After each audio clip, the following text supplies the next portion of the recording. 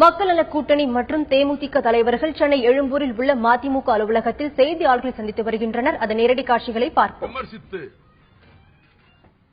அவர் தன்னிச்சையாக அவர் குடும்பத்தினரோடு கலந்து பேசி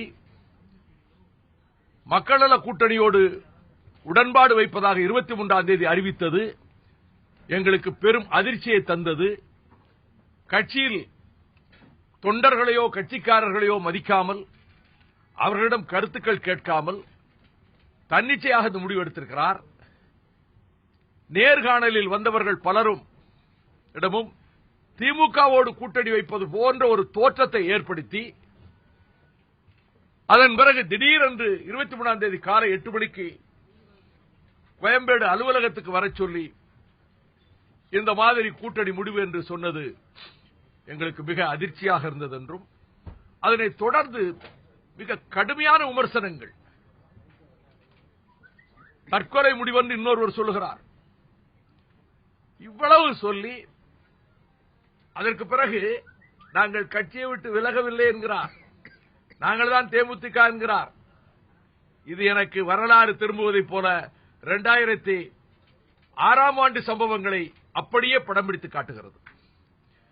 நேற்றைக்கு நான் விவசாயிகள் போராட்டத்தில் பங்கேற்று கோவில்பட்டியிலே கைது செய்யப்பட்டு மண்டபத்தில் வைக்கப்பட்டிருந்த போது நான் வெளியே மாலையில் சமன் அனுப்பும் போது நீங்கள் கோர்ட்டுக்கு வர வேண்டும் என்ற முடிவை ஏற்றுக்கொண்டு நாங்கள் வெளியே வந்தபோது பத்திரிகையாளர்கள் தொலைக்காட்சியினர் என்னை சந்தித்து இது பற்றி கேட்டார்கள்.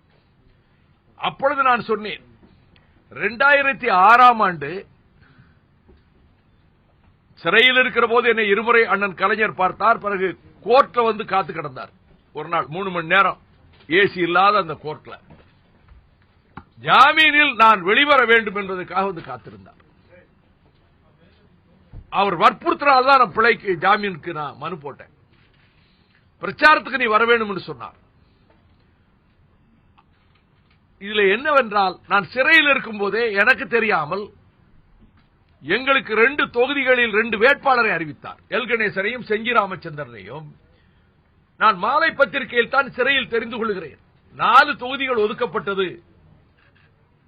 அது ஒதுக்கப்பட்டது பிறகு 2 நாள் கழிச்சு துரைமுருகனும் ஸ்டாலினும் வந்து என்னை பார்த்துட்டு வந்த பிறகு திண்டிவனத்தில் இல்ல திருச்சியில் எல் கணேசனும் வந்தவாசி தொகுதி வந்தவாசி தொகுதியில் செஞ்சி ராமச்சந்திரனும் அறிவித்த போது இந்த கட்சிக்கு நான் பொதுச் செயலாளரா கலைஞர் பொதுச் செயலாளர் சந்தேகம் வந்தது. அப்புறம் ஏற்கனவே ஜெயலலிதாவால் சிறைப்பிடிக்கப்பட்டிருக்கிறார். கலைஞர் 2 தடவை என்னை வந்து பார்த்துட்டு போயிட்டாரு. இப்படி ஒரு கொடுமையை செஞ்சிட்டாரே, நான் வெளியில யார்கிட்ட சொல்ல முடியும்? அதற்கு பிறகு துரைமுருகனை ஸ்டாலினை அனுப்பினார். 4 தொகுதிக்கு உடன்பாடு ஏற்படுவதற்கு தயாராகி விட்டார்கள் என்று என்கிட்ட வந்து சொன்னாங்க.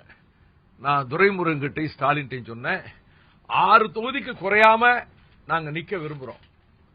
ஏற்கனவே பழைய கூட்டணியில தேசிய ஜனநாயக கூட்டணியில 5 இடத்துல போட்டி போட்டிருக்கிறோம். அதனால 6 இடம் கொடுக்கணும்னு சொல்லி அனுப்பியிருந்தேன். மறுநாள் இவ்வளவு சொல்லி இருக்கிற எல் கணேசனையும் செஞ்சி ராமச்சந்திரனையும் கூப்பிட்டு 4 தொகுதிக்கு கையெழுத்து வாங்கிட்டார். 4 தொகுதிக்கு அவர் கையெழுத்து போட்டு கொடுத்துட்டாரு. கட்சியின் அவைத்தலைவர் என்ன நெஞ்சில குத்துற மாதிரி இருந்தது. கட்சிக்கு பொதுச் செயலாளர் நான். அவைத்தலைவர் அழைத்து உனக்கு வந்து திருச்சி சீட்டு கேட்டீங்களா, உனக்கு திருச்சி சீட்டு கொடுக்கிறேன் என்று கையெழுத்து போட்டு விட்டார்கள்.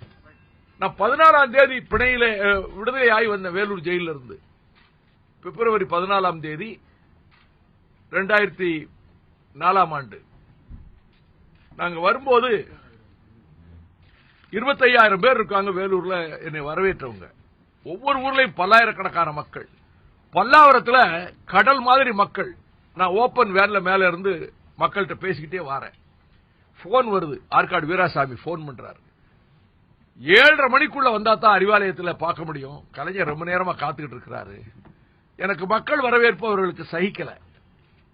7 மணிக்கு மேல வீட்டுக்கு போயிருவாரு அப்படின்னு உடனே அவசரமா நான் வந்து அண்ணா சமாதியில மாலை வச்சுட்டு தாயத்துக்குள்ள வந்து எல்லாரையும் நான் பிறகு வந்து பாக்குறேன்.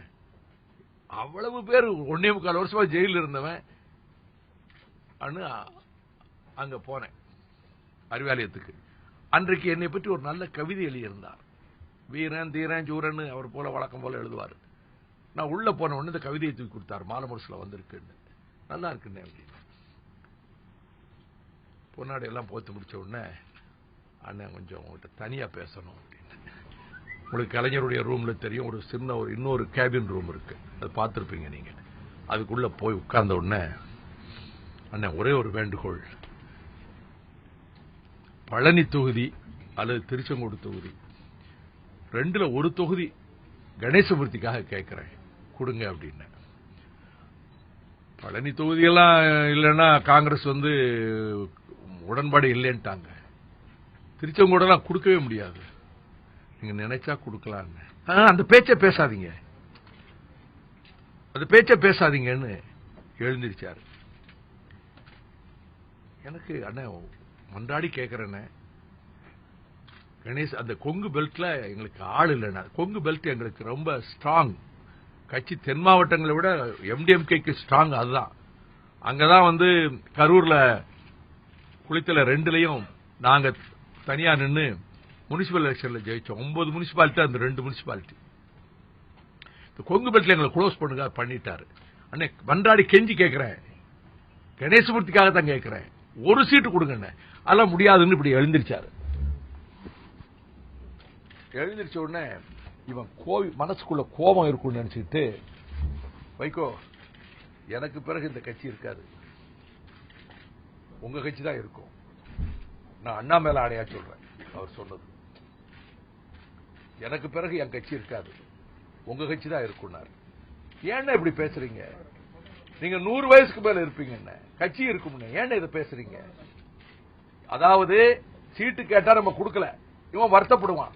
எனக்கு பிறகு உன் கட்சி தான் இருக்கும்னா இவன் சந்தோஷத்துல பூரிப்புல, அப்ப கலைஞரே சொல்லிட்டார் தனக்கு பிறகு கட்சி இருப்பான்னு போயிடுவான். நான் எவ்வளவு அடிபட்டு வந்திருக்கிறேன், நான் ரொம்ப மனம் உடைஞ்சு நான் வீட்டுக்கு போயிட்டேன். அதுக்கு பிறகு என்னாச்சுன்னு கேளுங்க. முதல் பொதுக்கூட்டம் 19ஆம் தேதி இங்க, அதையும் சொல்லிடுறேன். அண்ணா நீங்க கேண்டிடேட் லிஸ்ட அறிவிச்சிட்டீங்கன்னா, நீங்க தயாநிதி மாறனத்தான் மத்திய சென்னையில போடுறதாக இருக்கு. நீங்க கேண்டிடேட் இப்ப அறிவிச்சிட்டீங்கன்னா 19ஆம் தேதி புல்லாரெட்டி அவென்யூல பொதுக்கூட்டம் போட்டிருக்கேன், 1,00,000 பேர் வருவாங்க. நான் தயாநிதி ஆதரிச்சு பேசுறதுக்கு நல்லா இருக்கும், நான் யோசிக்கிறேன். ஆனா அவர் லிஸ்ட் போடல. 19ஆவது கூட்டத்தில் என் மனம் உடைஞ்சிருந்தது. என் கூட 18 மாசம் ஜெயில இருந்த கணேசமூர்த்திக்கு நான் சீட்டு வாங்கி கொடுக்க முடியல. 10 மாசம் தான் எம்பியா இருந்தார், அவர் 1 வருஷம் தான் எம்பியா இருந்தார். அடுத்த எலெக்ஷன்ல திமுக அலையன்ஸ்ல ஒரு 10,000 ஓட்ட தோத்துட்டாரு. நம்ம எதுக்கு நிக்கணும்னு நினைச்சேன். கூட இருக்கிறவனுக்கு கணேசமூர்த்தி 10 மாசம் எம்பியா இருந்தாரு, அடுத்து திமுக அலையன்ஸ்ல 10,000 ஓட்டுல தோத்துட்டாரு. இப்ப 18 மாசத்துக்கு பிறகு அவர் எம்பி ஆகிறதுக்கு கேண்டிடேட் கூட கொடுக்க முடியல, நான் மட்டும் நிக்கணுமான்னு நினைச்சு இந்த காரணத்தினாலதான் நான் போட்டி போடல. புல்லாரெட்டி அவனியில பல்லாயிரக்கணக்கான மக்கள் கூட்டம். பேசி முடிச்சிட்டு வேட்பாளர்கள் அறிவிக்கிறேன், ஒவ்வொரு தொகுதியா அறிவிக்கிறேன். 4 தொகுதி தானே, 4வது தொகுதியா சிவகாசி அறிவிச்சேன். சிவகாசி தொகுதி போட்டியிடும் சின்னம் பம்பரம். ஒரு நிமிஷம் நிறுத்தினேன், ஒரே ஆரவாரம், முழக்கம், கைதட்டல். நான் தானே வேட்பாளர் சொல்ல போறேன், பயங்கர ஆரவாரம். எனக்கு வெள்ளிவாள் அதுக்கு முன்னாடி தான் கொடுத்திருக்காரு மணிமாறன், கொஞ்ச நேரத்துக்கு முன்னாடி வெள்ளிவாள் அப்பதான் கொடுத்திருக்கிறாரு. சிவகாசி தொகுதி போட்டியிடும் சின்னம் பம்பரம், வேட்பாளர் சிப்பிப்பாறை ரவிச்சந்திரன் அப்படின்னு அப்படியே அசந்து அரண்டு அப்படியே பிரம்ம பிடிச்ச மாதிரி நின்னாங்க. ஒரு நிமிஷத்துல கீழே இறங்கி வண்டியில ஏறிட்டேன். என் டிரைவர் துரை கண்ணீர் விட்டு அழுதான். ஒரு அறை கொடுத்தேன். ஏன்டா அழுகிற? நான் தேர்தலில் நிக்கலன்னா அதோட முடிஞ்சு போச்சு அரசியல். வண்டியை வீட்டுக்கு விடாத, என் நெஃப்யூ வீடு அங்க விடு வண்டிய, இல்லாட்டி எல்லாம் படையெடுத்து வந்துருவாங்க. என் வீட்டை சுற்றி 25 மாவட்ட செயலாளர் விடிய இருந்தாங்க. மறுநாள் காலையில எல்லாரும் நான் வரணும் போனேன். நான் உங்க முடிவை மறுபரிசீலனை செய்யணும், நீங்க சிவகாசியில் போட்டி போடணும். விருதுநகர் மாவட்ட செயலாளர் என்கிட்ட 4 நாள் பேசவே இல்லை. நான் உடனே சன் டிவி குடும்ப அரசியல் பேசிவிட்டு தன் தம்பி ரவிச்சந்திரனை வேட்பாளராக்கி விட்டாரு. பிளாஸ்ல போட்டாங்க. என் தம்பி ரவிச்சந்திரன் என்னை விட தியாகி. அவன் ஒரு வருஷம் புலிகளை வீட்டில் வச்சதுக்காக அவனை தடாவில் இருந்தான். ஒவ்வொரு தடவையும் அவனை விலங்கு போட்டு தான் கோர்ட்டுக்கும் ஆஸ்பத்திரி கொண்டு போவாங்க. அவனுக்கு மட்டும் இல்ல, இன்னொரு விடுதலை புலி பையனை சேர்த்து 19 கேஸ்ல அவனை அரெஸ்ட் ஆயிருந்தான். விடுதலை புலி பையன். அவன் கை ஒரு கை, இவன் கை வலது கை, அவன் கை இடது கை, ரெண்டையும் சேர்த்து விலங்கு போட்டு தான் கொண்டு போனாங்க. என்னை விட அவன் தியாகி. தியாகம் பண்ணிட்டாரு, மிசாவுல போயிட்டாரு ஸ்டாலின், அதனால கொடுக்கறாங்க. அதை விட என் குடும்பம் ரொம்ப தியாகம் பண்ணிருக்கு. ஒன்னே மாதிரி வருஷம் பெரும் புலிகளுக்கு அம்மா சோறு போட்டிருக்கிறான். என் தம்பி காயப்பட்ட புலிகளை வச்சிருந்தான். ஒரு வருஷம் ஜெயில இருந்தான். குடும்ப அரசியலில் தம்பி ரவிச்சந்திரனை வேட்பாளராக்கி விட்டார் தான். சிப்பிப்பார ரவிச்சந்திரன் கட்சியில் ஆரம்பத்தில் இருக்கிறான். அவன் எனக்கு சொந்தக்காரன் கூட கிடையாது. இதை போட்டாங்க. இதன் பிறகு கோயம்புத்தூருக்கு போனார் அண்ணன் கலைஞர். கண்ணப்பரை கூப்பிட்டாரு. கண்ணப்பருக்கு சீட்டு கிடைக்கல இல்ல, பார்லிமெண்ட் சீட். அவர் மந்திரியா இருந்தவர்ல, சென்ட்ரல் மினிஸ்டர் ஆக்குறேன், இண்டிபெண்டன்ட் சார்ஜ் இல்ல. அதுக்கு மேல அவரை பத்தி ஒன்னும் சொல்ல விரும்பல.